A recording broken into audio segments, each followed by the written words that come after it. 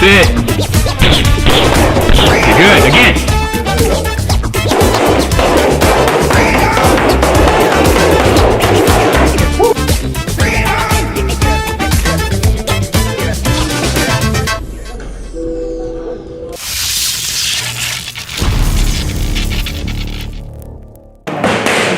Hey folks, how you doing? Welcome to Boxing Profiles. I'm your host, Tony Prince. Today we're at the ENDGAME Boxing Gym.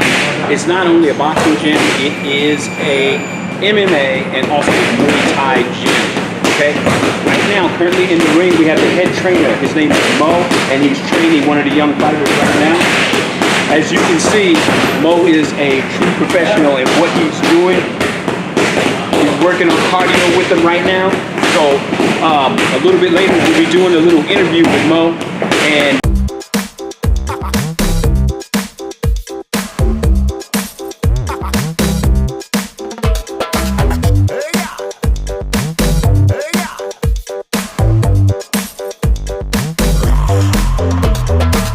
hyped up, this is how we're feeling. Girl in the party, look so appealing. Face up to the situation looming. One of them the on is gonna be. hello guys, how you guys doing? Hey, I'm back at you guys once again. We at the ENDGAME Boxing facility in Vacaville, California. I want to introduce you to the head coach here. His name is Mo. Mo, how you doing? All right, man. Nice meeting you. Nice meeting you. I was watching you up there. You doing some good work with your young fighter up there. Yeah? Okay, can you tell us a little bit about the gym here? Started up about 3 years ago, 3-4 years ago. So started up basically behind, the premise of my niece on the wall over there needed, consolidate the training. Okay. They compete in the May. My niece getting ready to fight the first K1 match. Right. So I've been around with the kids, so they asked me to take over hands and just wanted to consolidate everything in one group. And so basically it started, with family thing, and just expounded upon that. But we still try to keep the family, as islands as I would try to keep it down. Okay, cool. So, okay, a little bit about your training.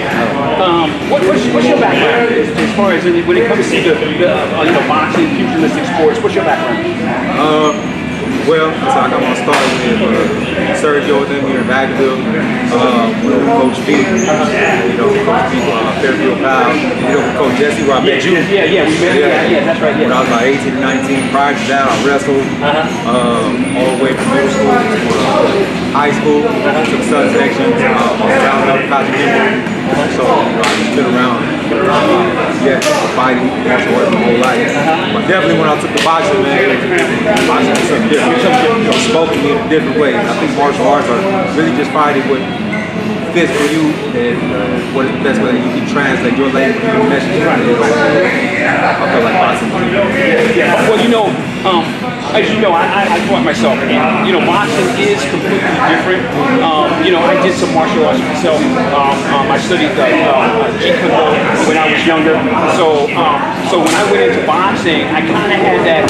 I had the fundamentals of boxing already, but I had a couple of trainers that were really, really good. And when I say good, actually they were. His name was Keith York out of Cranston, New Jersey, and he was actually the ranked #1 contender at the time. So I actually had a chance to get trained by a guy that was a solid old school fighter. And then after Keith York, I actually had Ernie Shavers teach me something through the wire. Rest in peace, Ernie Shavers. Yeah, because Ernie Shavers was one of the hardest hitting men in boxing. And yeah, it was, because he's gone now. But he taught me some secrets on how to build punching power, and he showed me some things about boxing. And I thank God, I'm grateful that I had the opportunity to learn from him and these other trainers that I had, and even the guys that I did martial arts with, because all that helped me.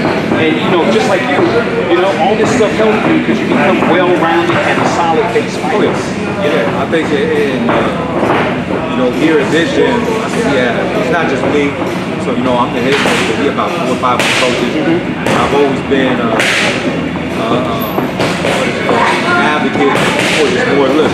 So many people you can learn off, not just in boxing, just in life in general. The oldest people always learning, even from the most novice person. You know, you might go in there with the most novice person that you think you can knock out. They might teach you something. It might teach you something. It might teach you something for the worse, something not to do, but you can always learn something different. You know, I have two sayings that I always say, and one of them is for every fighter that I train, I tell them put hands on them, and that's exactly what I teach my fighters to do, is to put hands on them, because I teach them to transition from offense into defense, back into offense again, and I when I do pad work with them, the pad work that I do is just like they're in a real fight, so I can build those reflexes, I can build that natural instinct and let that animalistic attitude come out of the fighter. That's what I try to draw out of the fighter, you know. And the other one that I say is a fighter only has 3 minutes to be great.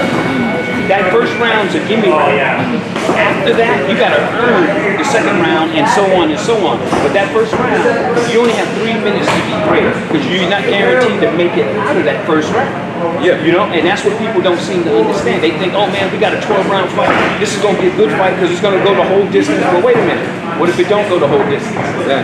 Okay, and that's the thinking that people don't have today. You know, it's the mentality of the fighter that's coming into great, you know, and that's the thing where the coaches come in at. It's what do the coaches teach them? What's the plan? You know what I mean? Oh, yeah. What's the plan of attack? You know? So definitely, I said I definitely don't disagree with anything that Tony said, but whatnot. It is, you know, it's preparing someone, whether you like it or not.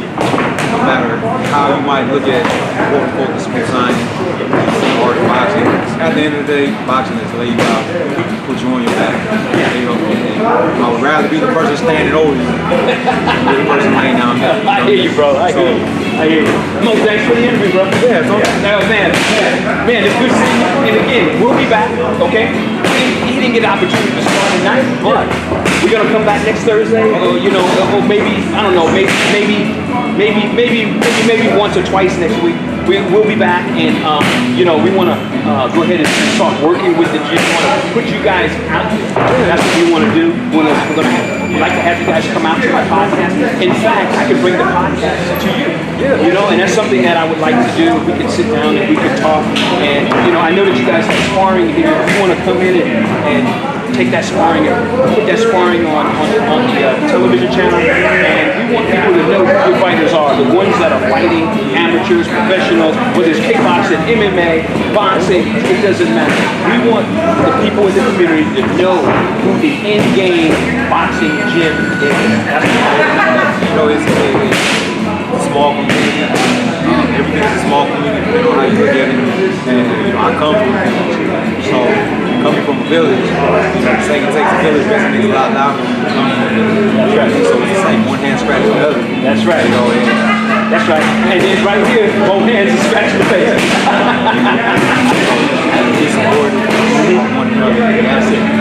Build each other up. You know, it's not competition. You know, it's all, like I said, a small community. Rise together, we fall together. That's right. You know, so you have to be able to interact with each other, to spar with each other, to pick off each other, learn off each other. That's how you build anything. That's how you build. That's right. And you know, a lot of the great fighters come from that sort of background. Oh, yeah. All the great fighters come from that background because, you know, like you said, I was talking earlier with one of your family members, and he was saying how Southern California is completely different from Northern California, because Southern California, most of the gyms they're together, they intermingle with each other, whereas up in here in Northern California, the gyms are like, well, you know, we really don't want to do that, we don't want to give away our style, and for me, it's like, if you're good enough, none of that matters, you know?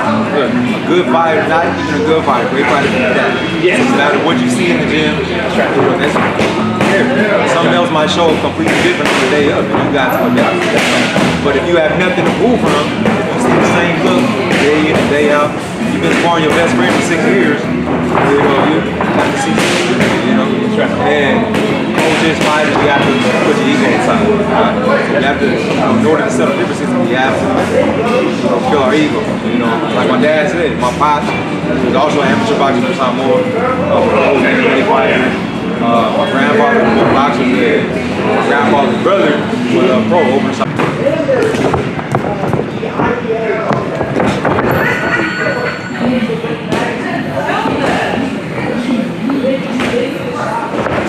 There you go, faint it out of him, Gil.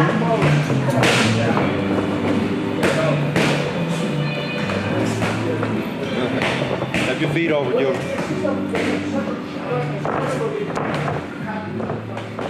Hey, you're gonna sit on the inside, you better tuck yourself down, man. Get your frame tucked, get your chin down.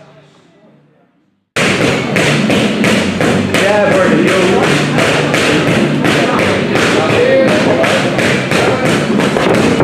Yeah, get that jab work, yo. Do your jab. Pump it, pump it, pump it.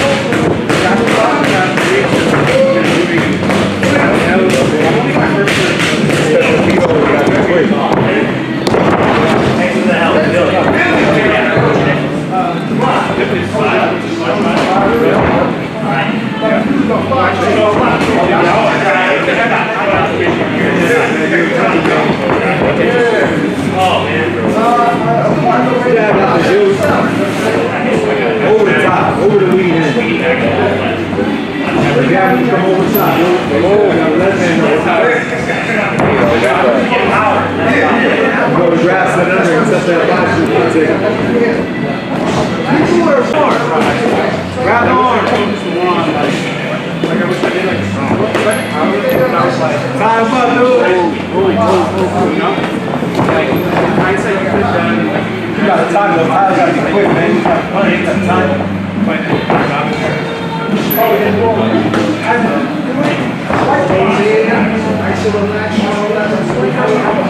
That jab,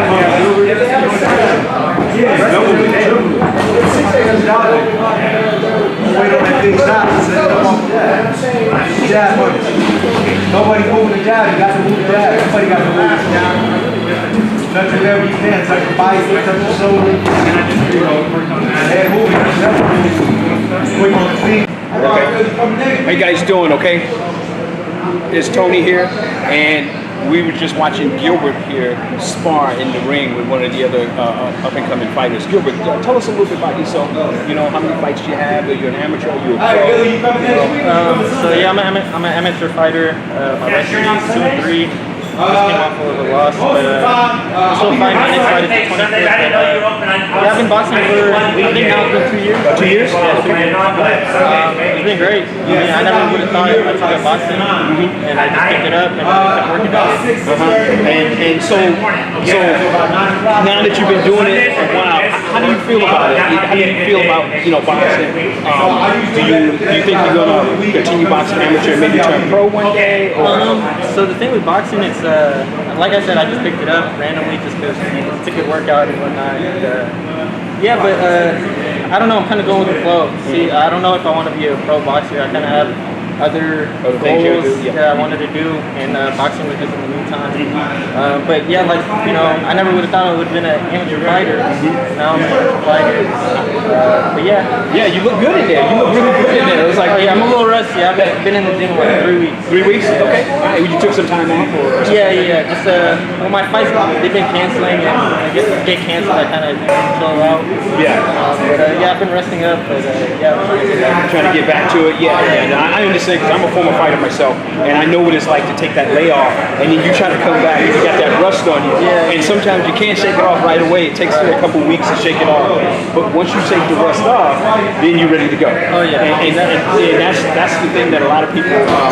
This is the part that people that don't fight don't see, and they don't know the sacrifices that a fighter has to make, whether he's an amateur or pro.